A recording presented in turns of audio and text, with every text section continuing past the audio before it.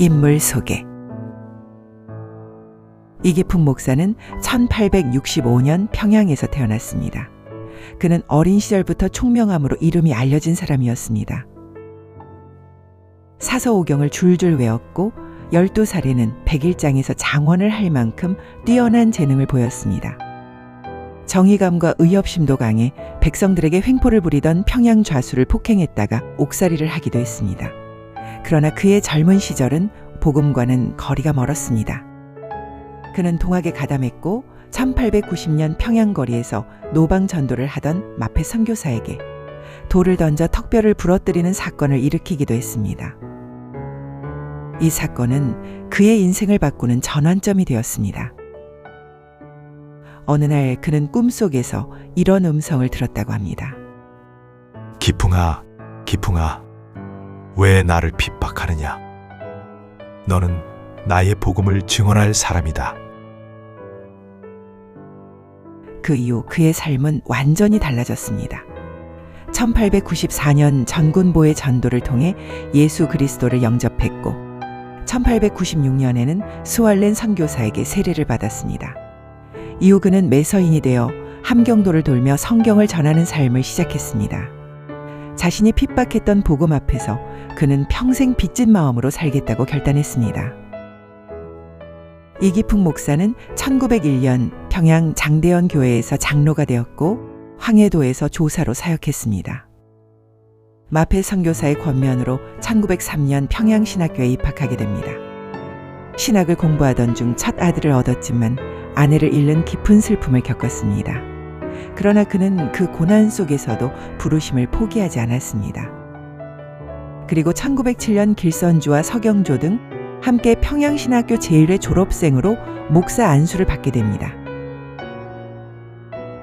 1908년 이기풍 목사는 당시 외국 땅과 다름없던 제주도로 파송되었습니다. 풍랑으로 배가 파손되는 사고까지 겪으며 44일 만에 제주에 도착했습니다. 그때 제주도는 신축교난의 여파로 기독교에 대한 공포와 적대가 가득한 곳이었습니다. 그는 수많은 위협과 굶주림, 추위 속에서도 복음을 전했습니다. 음식과 잠자리를 거절당한 끝에 영양실조로 쓰러지기도 했습니다. 그러나 그를 살려준 해녀가 예수를 믿게 되면서 첫 열매가 맺어졌습니다. 그는 농사일을 도우며 섬사람들의 삶 속으로 들어갔습니다. 1910년에는 영흥학교를 세워 한글과 성경을 가르쳤고 그의 사역 가운데 병든 사람들이 치유되는 은혜도 나타났습니다. 13년 동안 이어진 제주 사역을 통해 성안교회를 비롯한 여러 교회와 기도처가 세워졌고 수백 명의 사람들이 믿음 안에 서게 되었습니다. 그러나 그의 가정은 자녀들의 연이은 죽음으로 깊은 상처를 겪어야 했습니다. 이후 그는 벌교와 광주, 순천과 고흥, 다시 제주까지 여러 지역을 다니며 목회를 이어갔습니다. 7순이 넘은 나이에도 아무도 가려하지 않던 작은 섬 우왕리까지 찾아가 복음을 전했습니다. 1930년대 후반 일제가 신사참배를 강요하자 그는 끝까지 타협하지 않았습니다. 1938년 체포되어 혹독한 고문을 당했고 1940년 다시 구속되었다가 출감했습니다. 그러나 고문의 후유증으로 1942년 6월 20일 77세의 나이로 순교하게 됩니다. 이기풍 목사의 삶은 우리에게 한 가지 질문을 던집니다. 복음을 핍박하던 사람이 어떻게 복음을 위해 생명을 내어놓는 증인이 될 수 있었을까요? 그는 자신의 과거를 숨기지 않았습니다. 오히려 그 죄책을 평생의 헌신으로 갚으며 살았습니다.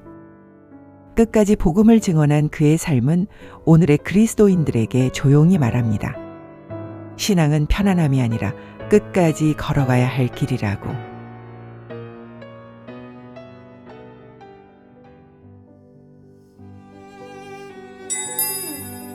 묵상. 이기풍 목사의 삶은 자기 부인이라는 예수님의 말씀이 얼마나 구체적인 요청인지를 보여줍니다. 자기 부인은 단순한 감정의 결단이 아니라 삶의 방향을 바꾸는 선택입니다. 그것은 안전한 자리를 내려오는 일이었고 익숙한 환경을 떠나는 일이었습니다. 때로는 실패가 예상되는 곳으로 발걸음을 옮기는 일이기도 했습니다. 우리는 하나님께 뜻을 묻습니다. 그러나 그 질문 뒤에 종종 조건을 달아놓습니다. 이 정도까지는 할 수 있습니다. 이 선은 넘지 않았으면 합니다. 하지만 이기풍 목사의 순종에는 그런 단서가 없었습니다.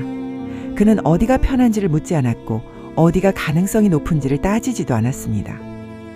그는 오직 이렇게 물었습니다. 하나님께서 부르시는 자리가 어디인가? 그리고 그 답이 이해되지 않을 때에도 그는 움직였습니다. 제주에서의 사역은 빠른 변화로 증명되지 않았습니다. 사람들은 쉽게 마음을 열지 않았고 복음은 더디게 스며들었습니다. 그러나 그는 포기하지 않았습니다. 복음은 단기간에 증명되는 진리가 아니라 시간을 견디며 사람의 삶 속에서 드러나는 생명임을 그는 믿고 있었기 때문입니다. 그의 순종은 한 번의 결단으로 끝나지 않았고 매일 반복되는 선택이었습니다. 오늘도 남을 것인가? 오늘도 사랑할 것인가? 오늘도 떠나지 않을 것인가? 이 질문에 대한 매일의 선택이었습니다. 부활신앙은 그를 조급하게 만들지 않았습니다.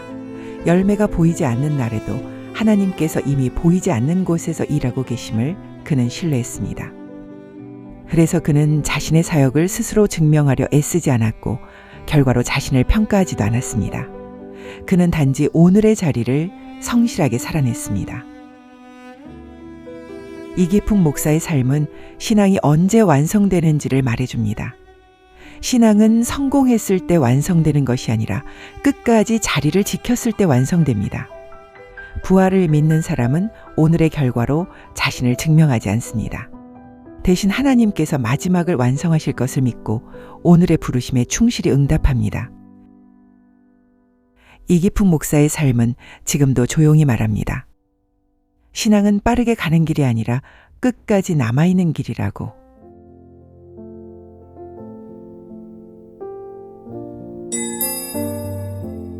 이기풍 목사의 삶을 통해 우리의 신앙을 잠시 돌아보면 좋겠습니다. 나는 하나님의 부르심을 들을 때 여전히 안전과 계산을 함께 붙들고 있지는 않은가? 이해되지 않아도 순종해야 할 하나님의 요청은 무엇인가? 오늘 떠나지 말고 끝까지 지켜야 할 나의 자리는 어디인가? 지금 잠시만 멈추어 하나님 앞에서 이 질문을 생각해 보십시오.